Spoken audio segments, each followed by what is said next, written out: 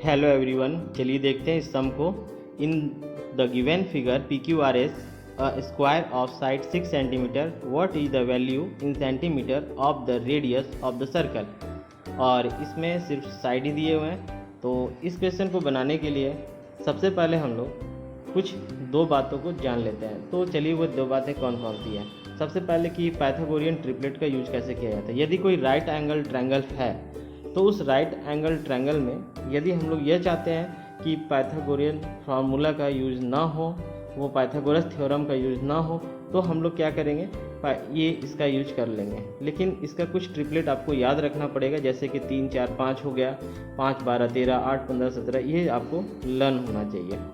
यदि लर्न है तो इसे यूज कैसे करते हैं इसे मैं दिखाता हूँ। एक राइट एंगल ट्रायंगल में यहाँ बना रहा हूँ। बाय द वे, यहाँ पर यदि कोई साइड 9 है और कोई 12 है और ये वाला निकालना है हाइपोटेनस, तो कैसे निकालेंगे। सबसे पहले ये देखेंगे कि ये दोनों नंबर किससे कट रहा है। तो देखेंगे 3 से 3 बार में, 3 से ये जो है ये 4 बार में जा रहा है, यानी कि यहाँ पर दो ट्रिपलेट जो है मिल चुके हैं। ट्रिपलेट का तीसरा भाग 5 जो है वो यहाँ आना चाहिए। लेकिन ये जो रियल फिगर पे आने के लिए ये 3 टाइम्स है, ये 3 टाइम्स है, तो ये 5 का 3 टाइम्स कितना होगा, ये होगा 15, यानी कि ये 15 होना चाहिए।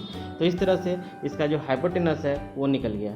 तो ये हम लोग पाइथागोरियन ट्रिपलेट पे यूज करते हैं और इस तरह से इसका जो सॉल्यूशन होता है वो थोड़ा सा अलग दिखता है। किससे? तो वो जो थ्योरम है, थ्योरम लंबा जाता है, और यदि आपका ट्रिपलेट से काम चल जाता है तो आप ट्रिपलेट से करें, ये आसान होता है। दूसरी बात, आप सीकेंट टेंजेंट थ्योरम को जानें। यदि ये जो आप तो समझ जानते ही होंगे कि टेंजेंट किसे कहते हैं। टेंजेंट कहते हैं जब कोई एक पॉइंट पे टच करके लाइन को जा रहा हो सर्कल का एक ही पॉइंट पे, लेकिन एक से यदि 2 पॉइंट पे टच कर रहा हो तो उसे सीकेंट कहते हैं। अब ये दोनों का रिलेशन क्या होता है, यदि कोई एक्सटर्नल पॉइंट ए से ड्रॉ किया जाए तो देखिए ये जो रिलेशन ये होता है कि ये जो पार्ट है ए से लेकर बी तक, आप देख रहे होंगे ए से लेकर बी तक, यदि उसको ए कहा जाए तो ये ए का स्क्वायर, और यदि ए से लेकर डी को बी कहा जाए और ए से सी को यदि डी कहा जाए तो रिलेशन आप ये याद रखें, ये लर्न रखें। ये रिलेशन लर्न रखने से ये फ़ायदा है कि आप इसे अप्लाई कर पाएंगे, प्रूव नहीं करना पड़ेगा। तो अब मैं चलता हूँ क्वेश्चन पे, क्वेश्चन को कैसे सॉल्व किया जाए। सबसे इस पर मैं 2 पॉइंट का नाम दे देता हूँ। इसका नाम दे देता हूँ जे और इसका नाम दे देता हूँ मैं पी। ठीक है, पी तो है नाम, मैं के दे देता हूँ। तो ये के हो गया। अब एक रिलेशन यहाँ पर क्रिएट हो रहा है जिसे हम लोग ध्यान से देखेंगे।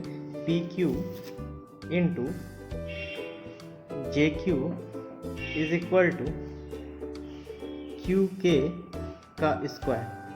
तो ये बात मैंने पहले भी बताया वहाँ पे, और इसे यहाँ पर भी हम लोग यूज करेंगे, तो इसे ध्यान में रखना है। ठीक है, तो अब मैं देखता हूँ ये पूरा का जो वैल्यू दिया हुआ है वो दिया हुआ है 6, ये 6 दिया हुआ है और ये पूरा 6 है।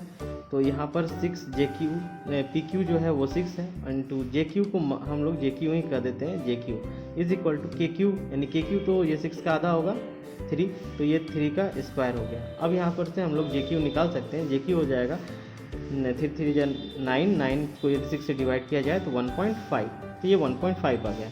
तो यदि जे क्यू 1.5 है, यदि ये 1.5 है, तो आप बताएं कि पी जे कितना होगा। तो 6 है पूरा, ये पूरा का पूरा पी क्यू 6 है क्योंकि ए स्क्वायर है और वो 6 दे रखा है, तो ये 4.5 हो जाएगा। ठीक, अब एक चीज़ हम लोग के पास बच गया कि अब हम लोग यहाँ से मैं आर को जैसे मैं मिला देता हूँ, आर को जैसे मैंने मिला दिया।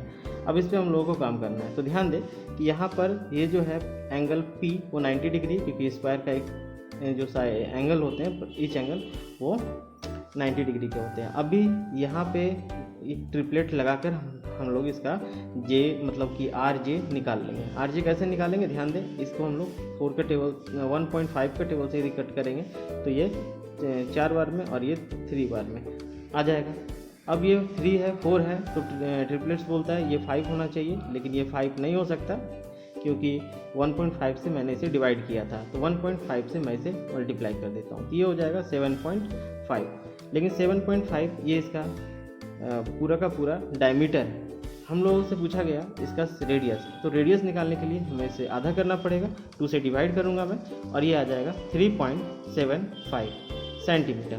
तो ये हुआ इसका आंसर। तो आपको ये क्वेश्चन कैसा लगा आप ज़रूर कमेंट करके बताएं। Thank you for watching.